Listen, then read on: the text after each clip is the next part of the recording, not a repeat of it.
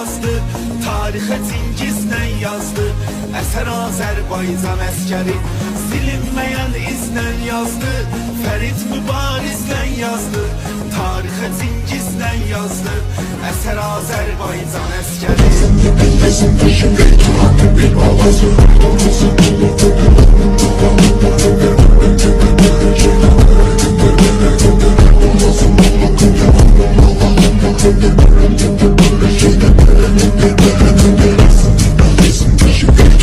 Ay mənim əskər qardaşım, millətimiz var olsun, düşmənimiz xar olsun, Tanrı sizə yar olsun. Ay mənim əskər qardaşım, hak yoludur sənin yolun, yorulmasın əlin qolun, döyüşlərdə möhkəm olun. Ay mənim əskər qardaşım. Gəlmişəm əskərliyə, hələ təzəyəm darxıram.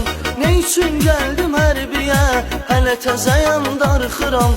Soruşma məndən niyə, hələ təzəyəm darxıram. Bu qürbətdə üzüldüm, hardasan sən hayata. Ancak bordo bereli olmak bile yaşma timine girmek için yeterli değil.